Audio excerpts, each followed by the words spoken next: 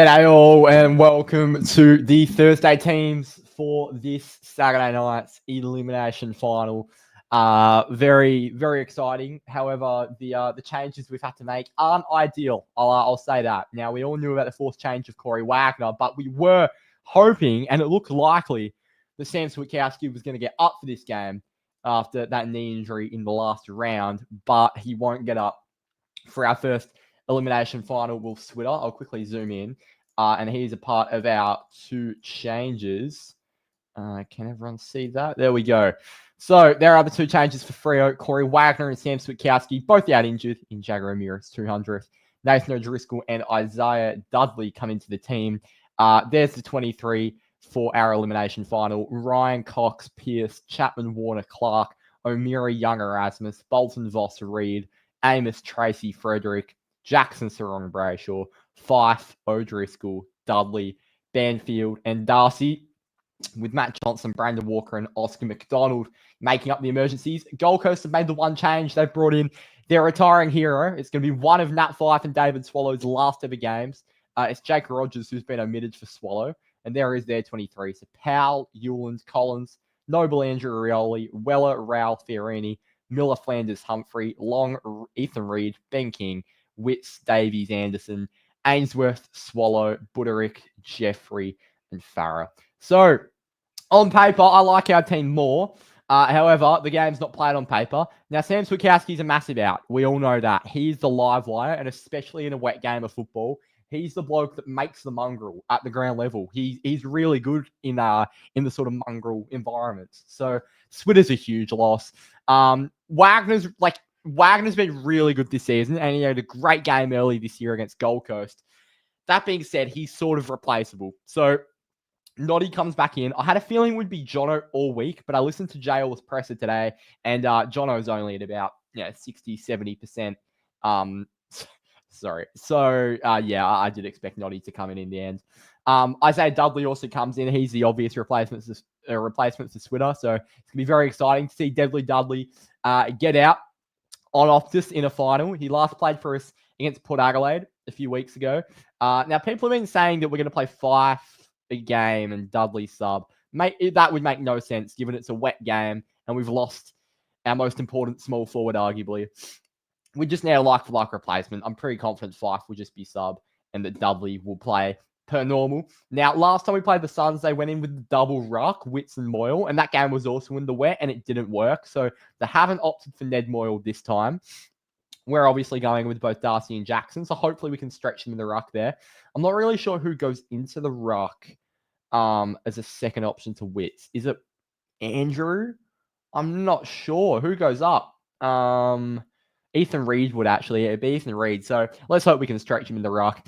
They got some really scary players at ground level, but they still are quite tall, all said and done.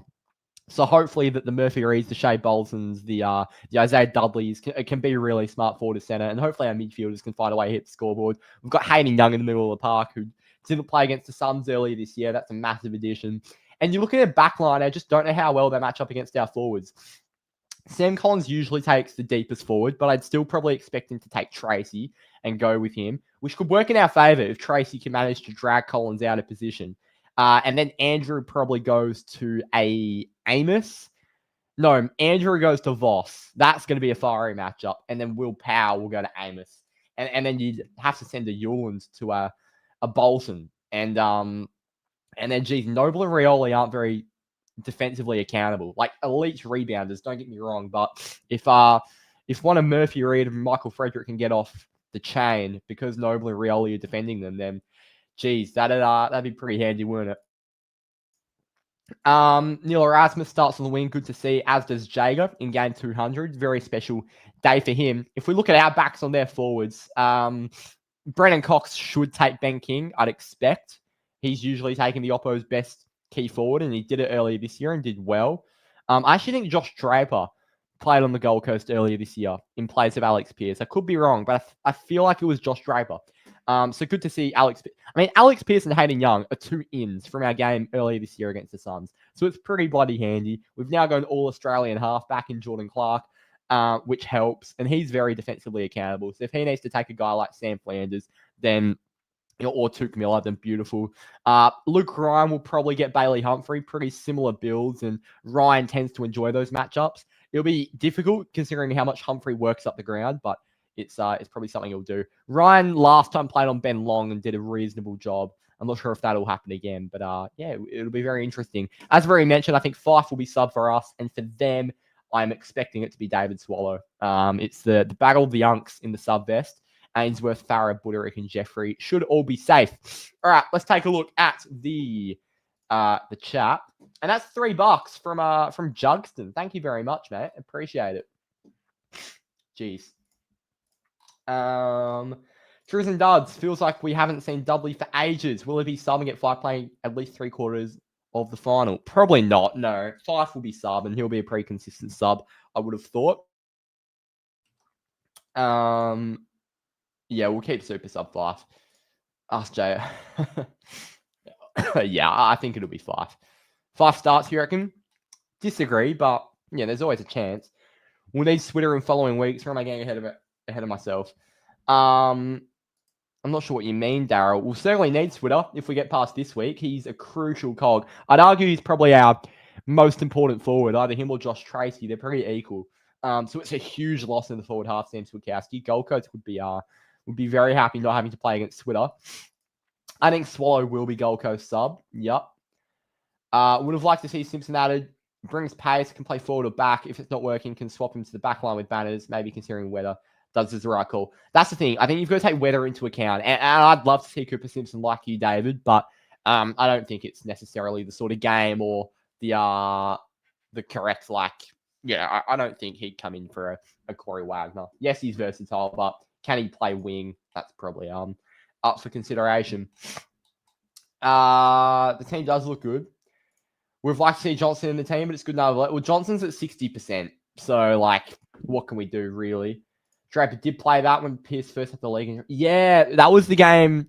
Well, the Port game, we got Pierce off the 3-match suspension, and he was supposed to play the Suns game, and he got injured. There you go. They must win, or we are taking the piss. We're 6-0 in wet games this year. We've already beaten the Suns this year. We're adding Hayden Young and Alex Pierce to a team who was already beating Gold Coast away.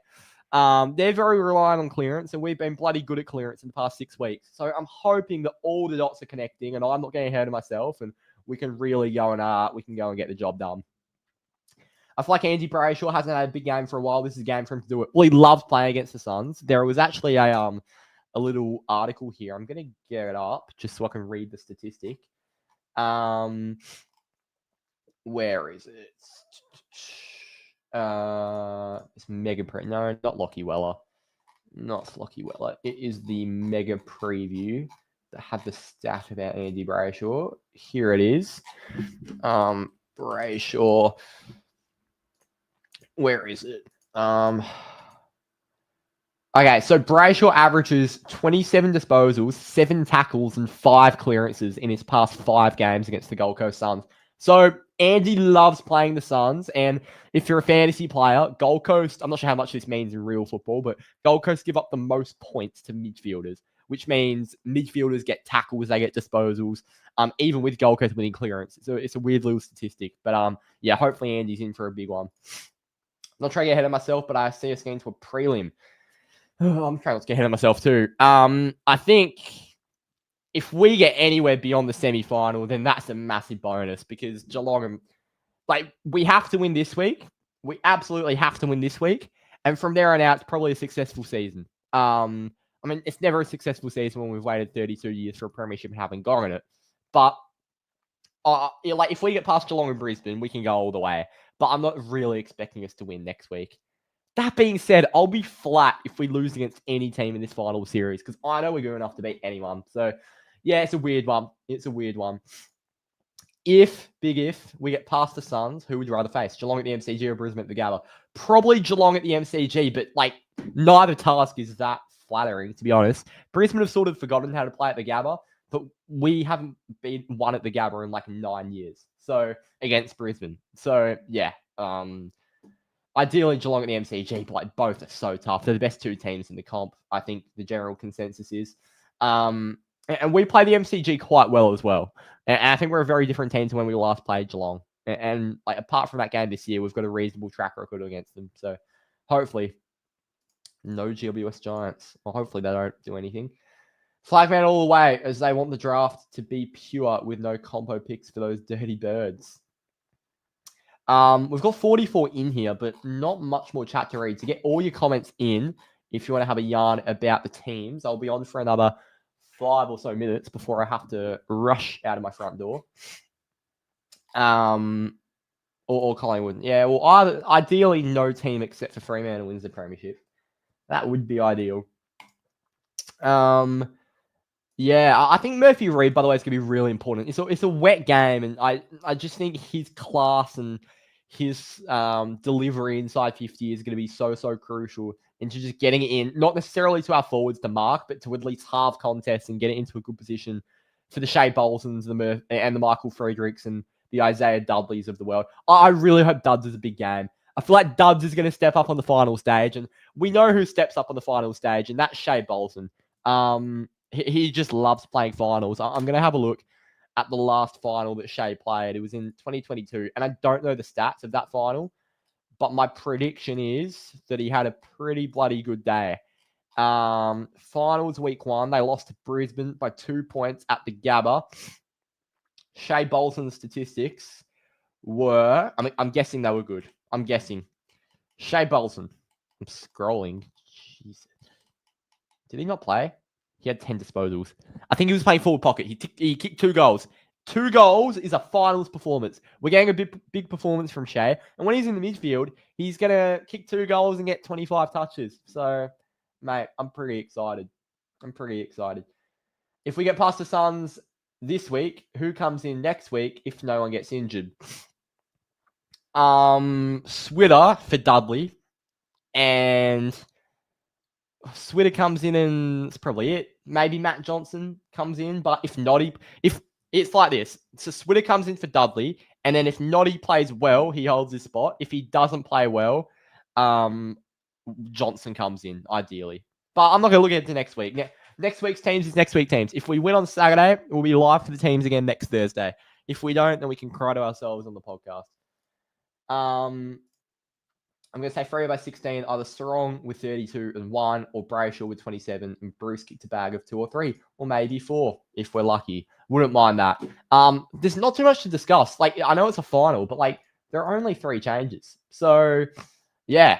Or 3 changes overall, 2 for Freo, 1 for Gold Coast. So, I could probably wrap it up here. Very, very excited. If you haven't already heard, me and Drews will be in the Campfield from about 3:30 on Saturday before the game. So if you want to come have a yarn about the footy and come and see me and Drew, or Drews and I, get the correct grammar, then come down on Saturday before the footy. It's going to be a rainy day, so come and enjoy the warmth of the Campfield and chat some footy with us as we watch the end of the Giants-Hawks elimination final. So yeah, if you're at the game, or if you come to the game, come and see us. Let's hope we get the dub. Fingers crossed. My tip is Fremantle by 28. Very optimistic tip. And I'm just really hoping we get the job done. And I think we will get the job done. If you're going, stay safe. Stay out of the rain if you can. I won't be. I'm in the middle of the rain. But yeah, it's going to be a wet and wild night. Hopefully, it's a wild dub for us. And yeah, thank you all for joining. Just to recap, the 2 changes for Fremantle, Corey Wagner and Sam Swikowski come out. Noddy and Duds come in. If you want in the semi-final, I'm not sure what that means. We've got someone spamming. Yeah, not one of the greater chats. Thank you all for watching. Up the Dockers, and let's hope we're back here for some more teams next week. Cheers.